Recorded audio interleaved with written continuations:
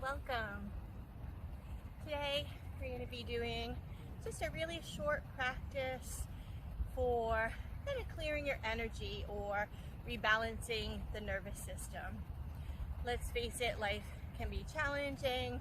We can have a lot of external stimulation, so sometimes it's good to just hop on our mat for a few minutes or without a mat and just recenter. So that's what this practice is all about, using a couple little techniques to find our way. So I invite you to just find your way into a standing position. You could always do this whole practice seated in a chair. If you're standing, make sure your feet are underneath your hips. We'll just start in mountain pose. You can keep your hands by your side, shoulders over the hips, or if it feels grounding to you, again, we're working on grounding today, you might place one hand on your belly, one hand on your heart. And simply deepen your breath, checking in with how you arrive for this short practice today, with absolutely no judgment. That's the beauty of yoga. It meets us where we are, and it helps us to come back to a more peaceful center. So a few full breaths. Maybe as you inhale, sense that breath filling your body, moving into the edges of your body. As you exhale, coming back to this peaceful center.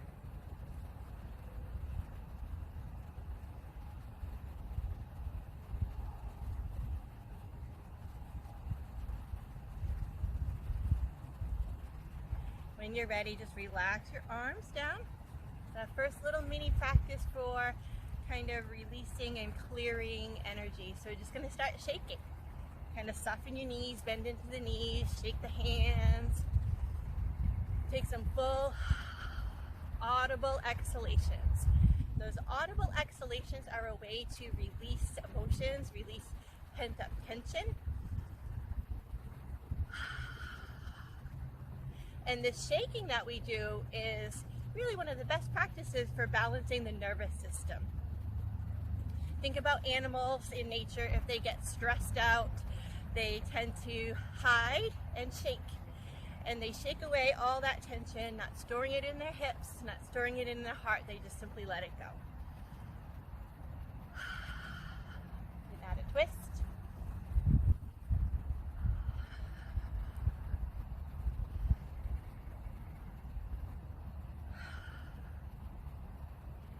And when that feels like enough, just pause and notice.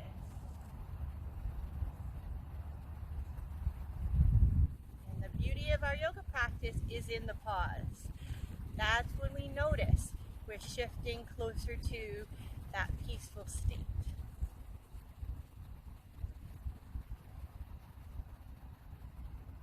Now we're going to do a little bit of tapping, another way to just kind of move the body, clear our energy. So let's start tapping at the chest. Lift your heart. Keep going those full exhales. Maybe tap into your solar plexus, soften the knees, solar plexus, top of the ribs, our place of power. No one can take that but us. Tap into your belly, maybe make some circles around the belly.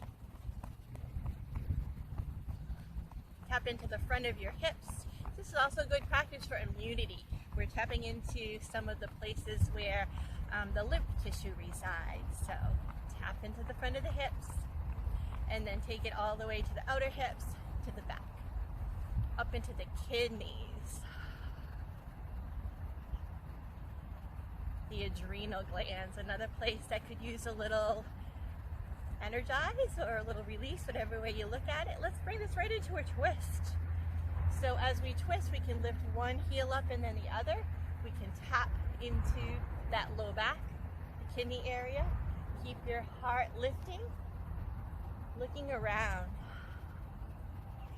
Going into twisting movements help us kind of shift and see a new perspective. Or a perspective that was already there, we've just missed it by being so engrossed in the small stuff.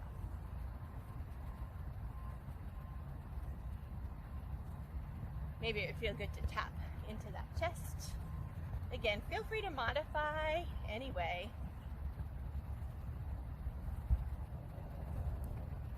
Slow that down. Take just a mini pause and we'll add in a little more tapping.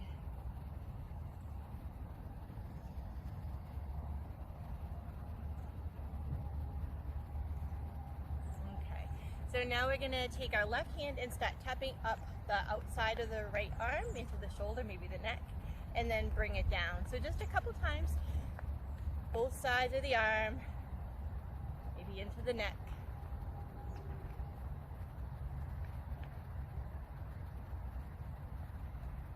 And then lift that arm up, get the whole back of the arm and into the armpit. Again, another area where that lymph tissue resides, in the armpit.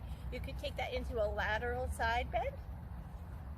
Just add some movement to it. Tapping into the arm, tapping down, sweep it around. Again, this is all kind of organic. So if your body wants to move a little differently, go right ahead. And then hold just for a breath or so in this shape, lateral side bend to the left.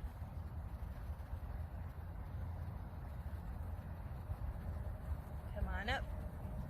Take a moment to notice any subtleties between the right and left side of the body.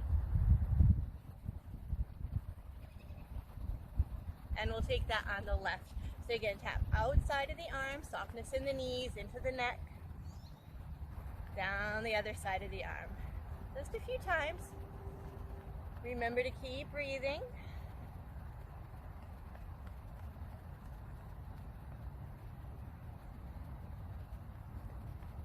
When that feels complete, come up the back of the arm, into the armpit. Take it into a little lateral side bend, reaching to the right.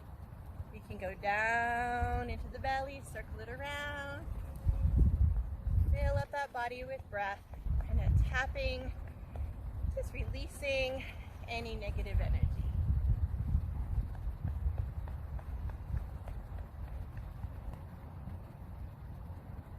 And then holding in that lateral side bend to the right, nice and rooted in the feet, the pelvis. You can do this sitting in a chair.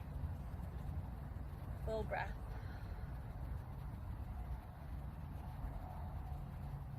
Rise up and observe. Remember, we are the observers. We can just observe any negativity, just watch it go. All right, one more kind of tapping shape we'll add. We kind of moved our spine into a twist in laterally, so let's go forward and back. So inhale up, gaze up, lift your heart, baby back bend. Exhale as you fold forward, tap down the back of your legs. As you inhale, tap up the inside of the legs. We'll do that a couple more times. Inhale up. Exhale, fold, tap down the back of the legs, the glutes.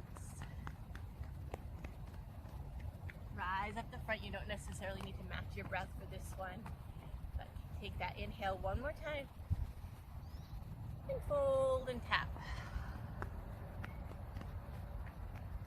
And back up. Reach up. And return. Hands wherever they feel guided to be. Just take a breath or two.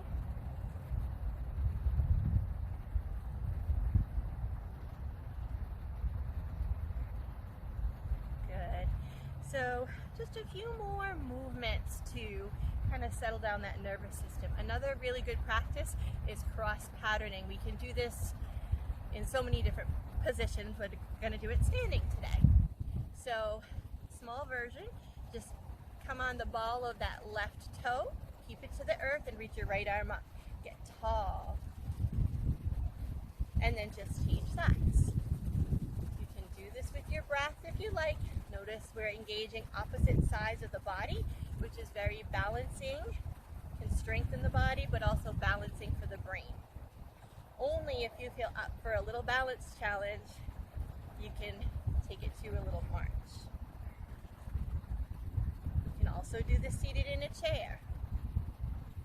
This idea that we're engaging opposite sides of the body, creating balance in the nervous system. We naturally do this when we walk, when we swim, when we jog. Part of the reason why these practices feel so good. You could change it up, tap the opposite knee. Again, you could just be doing this. The toe doesn't have to leave the floor. Couple more times. Keep standing tall. And let it go. Pause and breathe. Relax those shoulders. Notice.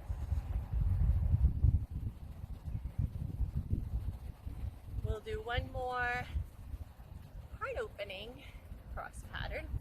So inhale, open your arms. You contract your thumbs back. Exhale, cross left arm over right. Give yourself a hug. You can tuck your chin. Inhale, open. Exhale, cross opposite arm over and hug. Keep moving with your breath. Moving with our breath is another way to regulate the nervous system. Maybe lengthening those exhalations just a little bit more.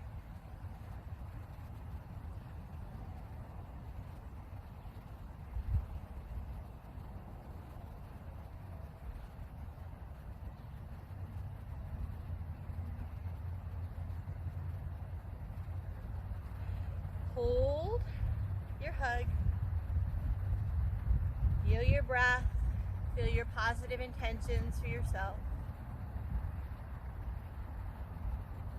Maybe add just a little massage in for the neck.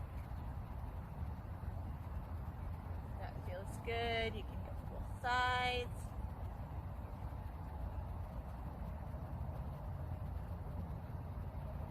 Pause. So we'll close our movement part of the practice with just some more combining movement with breath.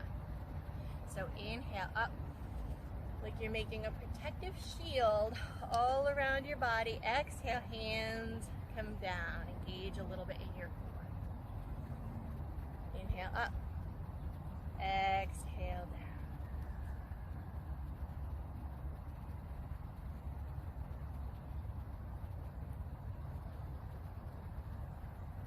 Like you're just clearing that energy, reaching up and around you, sensing the goodness around you, exhaling, letting that just rain down over you.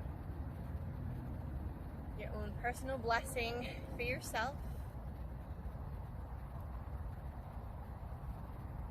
You might add a word such as surrender, peace, trust, patience. Maybe a word comes into your mind, or maybe you just appreciate the stillness.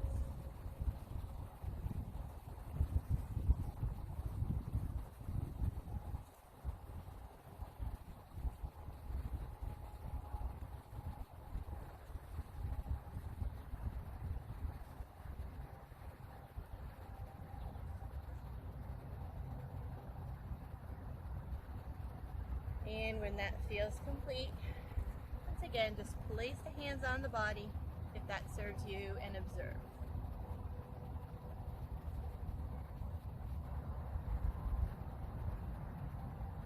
Maybe you notice just a subtle shift in your energy. You might just close the practice right there, but if you'd like a little bit more moving into stillness, we can come into a still position, and I want to offer you options, and you might still move your body a little bit more. You might just simply sit into a chair and move into stillness. You might come into a seated yogic position. Some other shapes are to, the earth's a little bit wet here, so let's stretch this out here. Some other shapes that can be really grounding are to maybe even just briefly come into hero's pose, kneeling if you like that, if that serves your needs. You could come into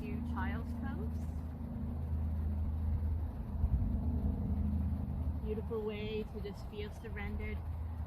Position I really like to explore when I really need to get grounded and shift my energy is to come into crocodile pose.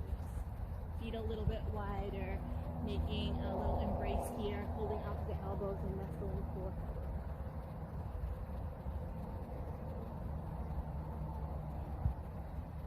Other options are to just lie on your back in Shavasana or with your legs bent. I like to create options in the practice. That makes it a little bit more individualized, and knowing that you do have options in your practice and in your life is a really valuable thing to remember. So just get comfortable wherever your body chooses to get comfortable.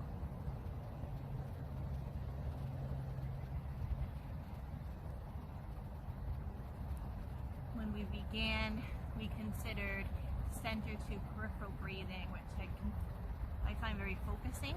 So as you inhale, imagine that breath extending out, maybe even beyond your physical body. If we say that energy layer extends out behind our body, that's why we're sensitive to other people's energy. So as you inhale, the breath radiates outwards. As you exhale, the breath comes back in. Maybe a little pause as you sit in the center of your own self.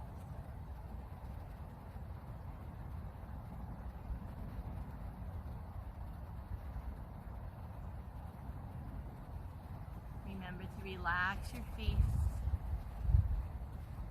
relax your jaw and your shoulders.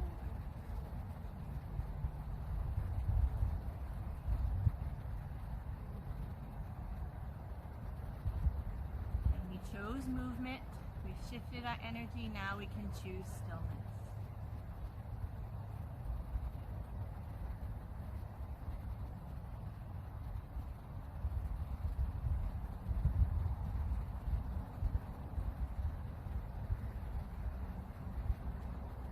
If you've really settled into a very still place, you might just pause and just stay right there, kind of basking and being in your own presence and noticing the shift in your energy.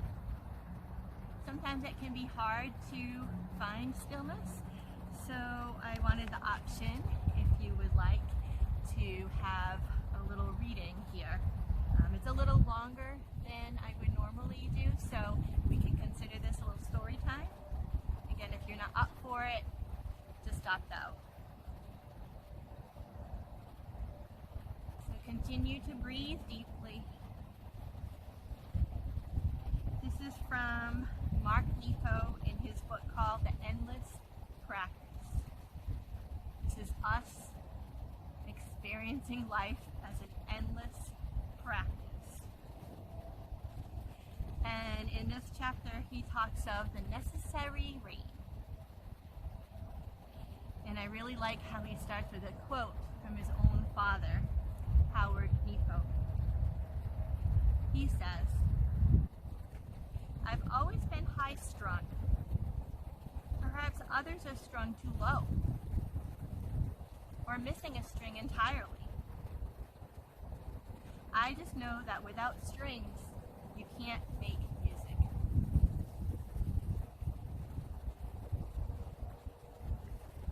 So Mark goes on and says this: "Within each of us is a spirit, which knows from birth how to say yes and not question that yes. In some ways, the path of our spirit is that of a hawk." I have one overhead here, a hawk. "It doesn't need to pay attention to roads or terrain.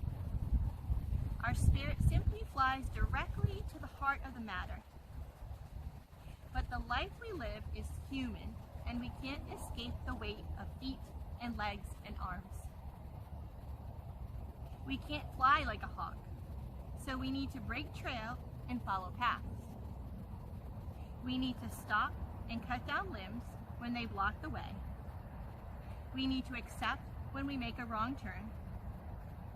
It's a dead end, and now we need to back up and start over. In our humanness, we need to plod, one step at a time.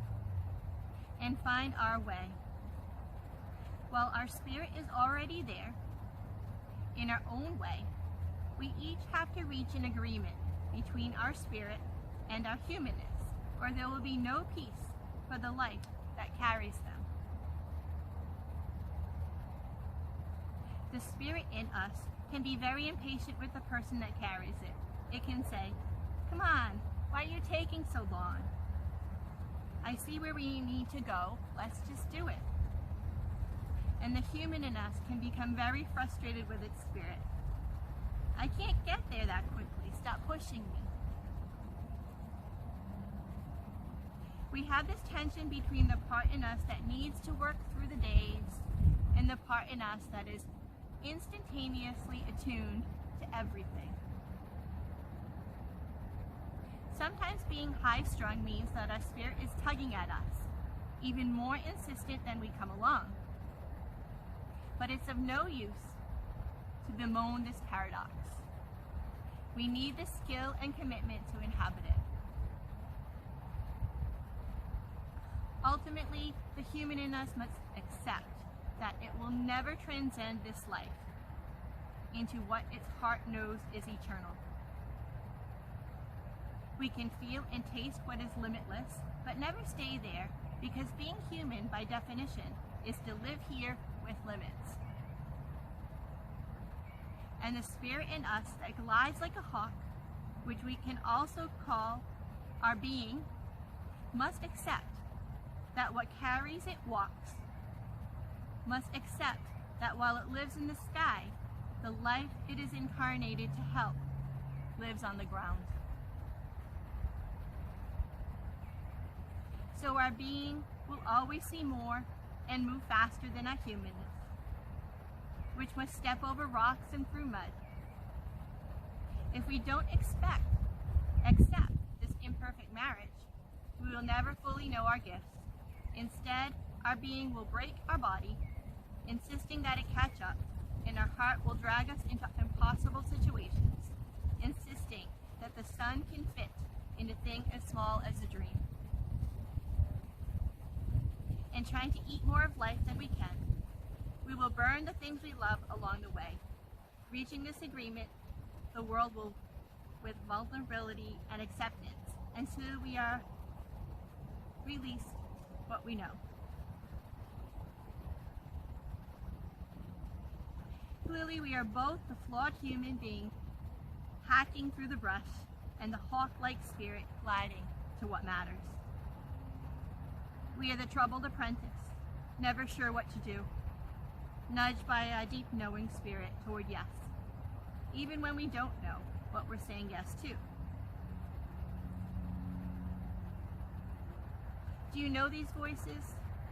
Do you recognize the knowing one who says yes? Do you recognize the troubled apprentice who hesitates? Can you recall a moment in the last month, in the last year, when you've been troubled, when you've been the troubled apprentice slogging away, breaking trail, confused and not sure?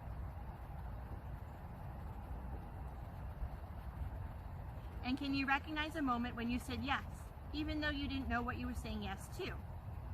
These voices are aspects of life forces we're born with, which we need to discover and relate to arrive at this necessary agreement to part of the pilgrimage of the heart.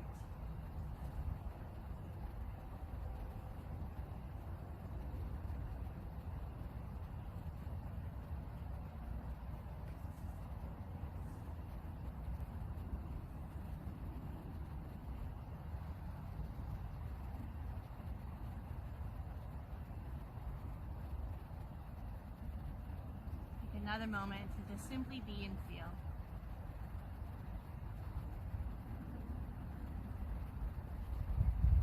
Perhaps consider you are on the right path.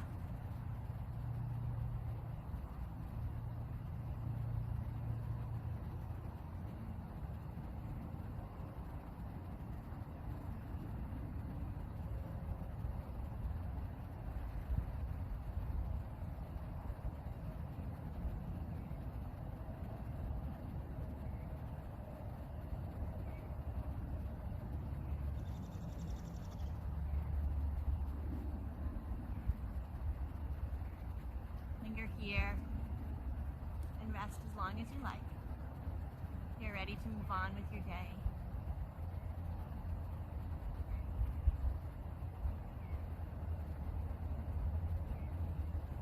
Just bless yourself for taking this time to recenter yourself, to know that you are truly on an endless practice. Notice he doesn't say endless perfection.